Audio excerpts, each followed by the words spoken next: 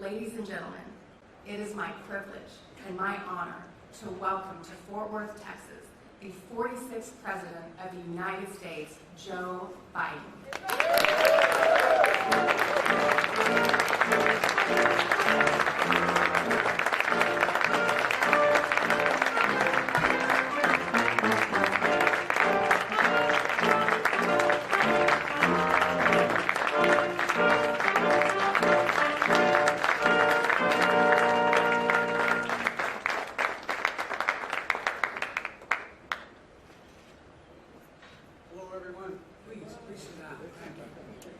I don't know who's coming. I want to thank you, Councilwoman Beck. You know, look, what I said on the way out, the thing that bothers me the most when veterans aren't looked out for, because that's what we owe them, is every single solitary veteran deserves to be treated with dignity. You shouldn't have to ask for a damn thing. It shouldn't be, can you help me? It's I've got a problem, we should say, how can we help? And so I thank you for your service. I thank you for all of you who are here for your service. And I hope that hearing you will inspire more veterans to do exactly what you're doing. Sign up.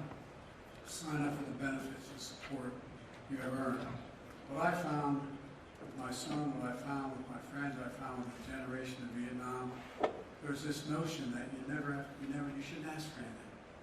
You're military. You don't ask for anything. You just serve. You should be asking. You should be letting us know. You should let us know what is bothering you, what is the problem, because we owe it to you. It's great to be here in Fort Worth at the Resource Connection, and I'm able to spend time with Mayor Parker earlier very briefly. I want to thank her for the passport in the town, and I also want to thank Judge Whitley and all the city council members, city council and county council members as well.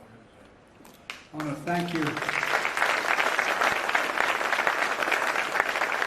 I often tell the story. I got elected to the county council in my state.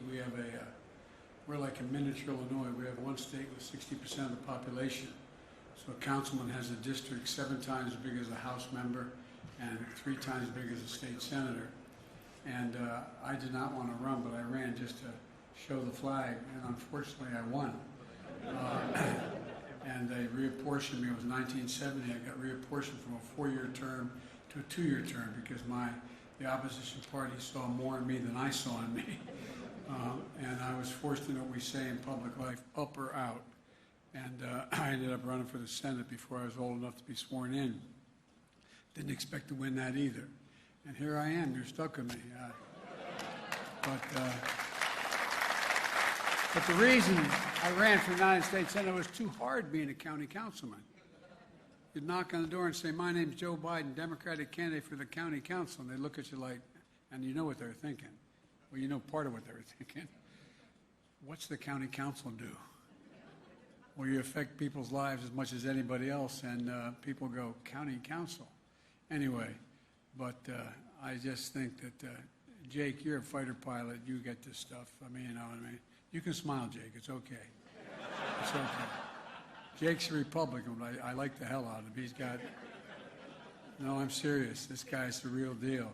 The 3 congressmen you have here, 2 of them look like they really could and did play ball, and the other one looks like he could bomb you.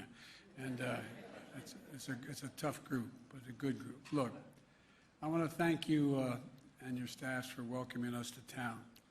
It's a one-stop shop connection for people in this county to the services and benefits they need, and that's important. And I'm here today to talk about the critical community it serves, our veterans, their families, caregivers, and survivors. I'm joined today by the bipartisan group of Texas reps that are here and who care deeply about these issues. Congressman Mark Veazey I want to thank him so much for giving me the passport into his district here. And I want to let them know how proud I am to sign into law the bill to create a national monument to Medal of Honor winners and recipients and the values they represented. It was a very important thing you did. And Congressman Colin Oliver, I want to thank you for your work in the Veterans Affairs Committee and the House of Representatives, particularly your leadership dealing with veterans' mental health issues. And Congressman Jake Ellzey, a member of the House Veterans Committee, a veteran himself, served 20 years in the United States Navy, multiple combat tours as well. Congressman, thank you all for being here and for allowing me to be with you and continuing to serve our country. You know, I've often said, and I mean it sincerely from the bottom of my heart, veterans are the backbone, the spine, the sinew of who we are in this country. 1% of you these days, 1% of you serves all the rest of us. And the 99% who aren't with you deserve to treat you with the dignity and respect and service that you deserve. You're the best of us, and we owe you.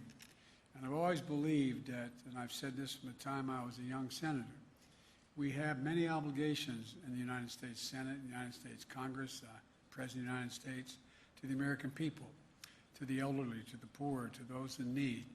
But we only have one truly sacred obligation, and I mean this, sacred obligation. That is to train and equip those we send into harm's way and care for them and their families when they come home. Only a small percentage, I said, deserve and claim the title of veteran. More than 1.4 million of them are living here in Texas. That's about 6.5% of your population.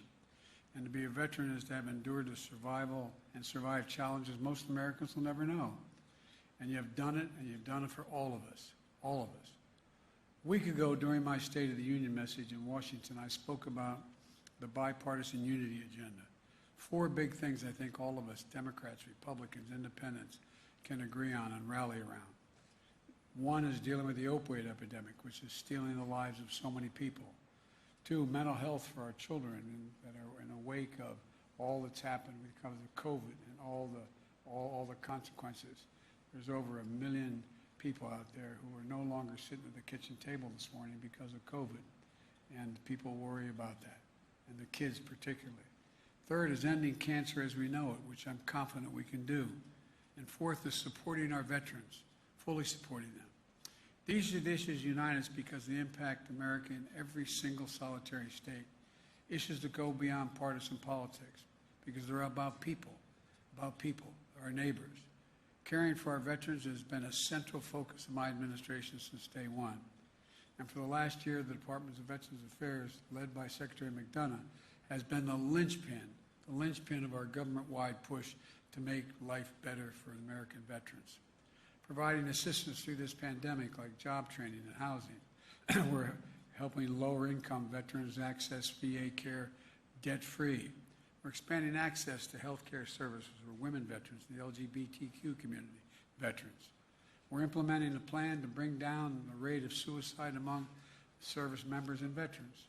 You know, it's sad to say, but to this day, we average 17 veterans a day commit suicide every single day. More than get killed in combat every single day. It's an absolute tragedy that demands not only a whole of government approach, but a whole of country working together to deal with this issue. Texas is one of those states participating in the governor's and mayor's challenge to take on this crisis. And as I announced in my State of the Union message, we're focusing on meeting the specific care and needs for all our veterans who suffer because of their service, for all our veterans. We learned a horrible lesson after Vietnam. It was the harmful effects of Agent Orange, which were dropped upon so many thousands of veterans, and the years it took to manifest illnesses in veterans. Because then the veteran had to prove that whatever his problem was directly a consequence of Agent Orange. Well, we passed a law that I was proud to be a co-sponsor of a long time ago, saying that if you had Agent Orange drop upon you, it was presumed that the illness you had was the consequence of that. And how we're even slower to connect the dots of what's happening to those too many Vietnam veterans living in a lurch, unable to access the care they needed. It was only in the past year that we added bladder cancer and conditions of underactive thyroid and Parkinson's, a list of conditions tied to Agent Orange exposure, as science told us more. Decades after the exposure took place, took far too long to reach that decision, in my view. And I refuse to repeat the mistake when it comes to veterans of our Iraq and Afghan wars. Not only did they face the dangers in the battlefield, but they were breathing toxic smoke and burn pits near where they're based. I was in and out of Afghanistan and Iraq 23 times. I spent a fair amount of time there as the United States Senator and as Vice President. The burn pits that incinerate wastes of war, medical and hazardous materials, jet fuel, and so much more, just dug in big pits not far from the hooches, not far from where our veterans were sleeping. When our troops came home, the fittest among them, the greatest fighting force in the history of the world, too many of them were not the same. Headaches, dizziness, numbness, dizziness, cancer. And we don't know yet enough about the connection between burn pits and each of these diseases so many of our veterans are now facing. But I'm committed. I'm committed that America make the commitment to find out everything we can. I'm committed to the families like Danielle Robinson, the widow of Sergeant First Class Heath Robinson, who joined my wife Jill in the First Lady's box of the State of the Union. Sergeant Robinson was born a soldier, Army National Guard, combat medic in Kosovo and Iraq, stationed at the same bases and around the same exact time as my son, Major Bo Biden, United States Army. In Baghdad, Sergeant Robinson was stationed yards from burn pits the size of football fields. And back home in Ohio, Danielle and their little girl waited for him to come home, to coach the soccer team, to build Legos. But when he finally came home, cancer likely caused prolonged exposure to the burn pits, ravaged his lungs and his body. A soldier who could bench press 315 pounds, squat 400 pounds, run 2 miles in 12 minutes, would be bent over in a bathroom gasping for air. Danielle, working full-time, turned to become a 24/7 caregiver, scared to leave him alone for even a minute. He was just 39 years old when she held his hand as he took his last breath.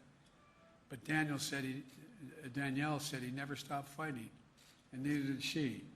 She kept fighting for his memory, in his memory, for our veterans and their families are going through the same thing today.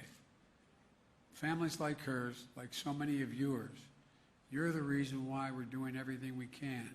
We've increased funding for VA research to study the health effects of toxic exposure in the military. We're speeding up the process to identify and address adverse impacts of military-related environmental exposure.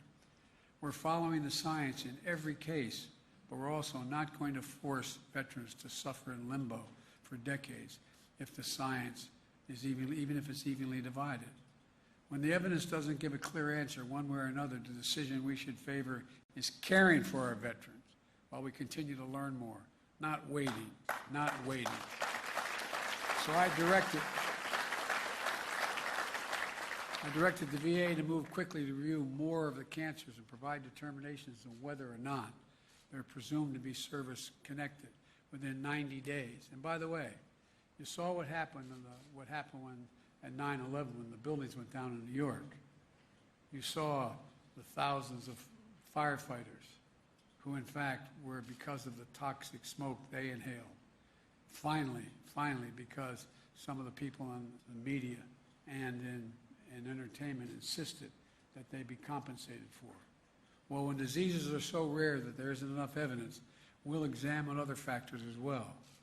And this week, Secretary McDonough is developing a new rule that will add several rare respiratory cancers to the list of presumptive conditions for certain veterans.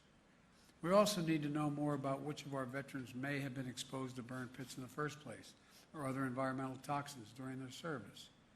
To record possible exposures before service members separate from the military. So we're building a more comprehensive database from the Department of Defense and the Veterans Affairs to use to track access to exposures. We're working hard to educate everyone across the VA system about the potential impact of specialized care needed for burn pit exposure, urging veterans to sign up for the VA Burn Pit Registry and to make sure they know about the benefits that may be available to them. You know what I found about veterans as we worked for those who are trying to deal with the mental health problems? Is they're used to always giving. You don't think you have a right to ask for anything. You don't think you have a right to ask. We're asking you to tell us where you've been, tell us what your needs are. Nothing to be ashamed of, it's to be proud of. We owe you improving training for VA providers to make sure they're equipped to diagnose and treat exposures to related conditions. And this year, launching a new network of specialized care providers and call centers to help connect veterans with questions about exposure to care that's consistent, comprehensive, and high quality. Folks, these are the kinds of steps that can make a difference in getting the proper care for more patients and providing support for veterans, especially those facing cancer diagnosis. And every one of you know, the earlier cancer is diagnosed, the greater the prospect of dealing with it, the greater the prospect of curing it. It reinforces the new goal of my cancer moonshot, to cut cancer deaths, the death rate by 50% over the next 25 years at a minimum, to create more supportive experience for all the patients and families. Secretary McDonough is part of my newly formed cancer cabinet. The Department of Veterans Affairs is an essential part of our whole of government initiative because we're going to invest billions of dollars solving this problem to turn cancers from death sentence into treatable diseases. These are all the things my administration is moving on. We're not waiting. We're not waiting. But some of the most important next steps need congressional action. Both the United States House of Representatives and the Senate have bills in motion that would extend eligibility period for VA care for burn pit-related health impacts from 5 years to after leaving the military to a minimum of 10 years. That would open enrollment to all veterans who served in Iraq and Afghanistan. And in February, the Senate passed their bill to do just that, unanimously, Democrat and Republican. And the House bill that passed just last week would do even more, expanding health care, mandating research, reforming the process of determining presumptions, and adding more conditions to the list of presumptive care. Both of these bills have bipartisan support. These are the bills that unite the American people. These are the bills that will deliver necessary care for our veterans and their families. And let's get those bills to my desk so I can sign them immediately. Immediately. Folks, we have a sacred obligation as a nation. I promise Danielle Robinson and I promise all of you here today that we'll do better. We must. We owe you. We owe you. I can't say enough about the veterans community. And there's a famous expression by a famous English poet who said, "They also serve who only stand and wait." To every husband and wife with the deployed husband or wife. To every child with a mom or dad deployed, we owe you. We owe you. Because they also serve only stand and wait. I remember the head of the National Guard in the state of Delaware, wife, used to say a prayer. When my son got deployed, my wife was a school teacher who got up earlier than I did to get to school. I'd get to the train at 7:30 train. And I walked downstairs. I'd just had shaved and had my trousers on to get a cup of coffee. She'd be standing over the sink like many of you have done, looking out the window, mouthing a prayer that she was given by the commander's wife. A prayer for her son who was in harm's way. All of you did that. All of you do that. All of you worry about that call. So thank you. Thank you as well. Concluding point I'll make, and we talked about it, the Congressman and I on the way down. You know, this is an incredible generation, the 9/11 generation that's fought. They served in a way I think they're right up there with the greatest generation. Because they not only got deployed once, but sometimes twice, 3, 4 times into harm's way. They come home and go back. And after knowing that they cleaned off the blood of the seat of that up-armored Humvee that they were in where they lost somebody. And they have to saddle up and go back out again. An enormous generation, an incredible generation I was telling the guys on the way down, I remember flying into Iraq one of those times, and I went into the cockpit, and there were, I believe, 6 members, 5 men and 1 woman. And I asked the question of all of them, I said, how many is this your first tour of duty? Nobody raised their hand. Second tour of duty, nobody. Third tour, 2 of them. Fourth tour, 2 of them. Fifth tour, 1. No other generation has been deployed, redeployed, and redeployed, and redeployed. That takes nothing away from the World War I and World War II and Vietnam generations.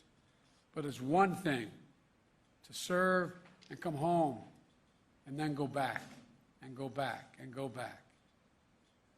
So we owe you. We owe you all, every veteran in here and every family member of veterans. May God bless you all, and may God protect our troops. Thank you for all you do.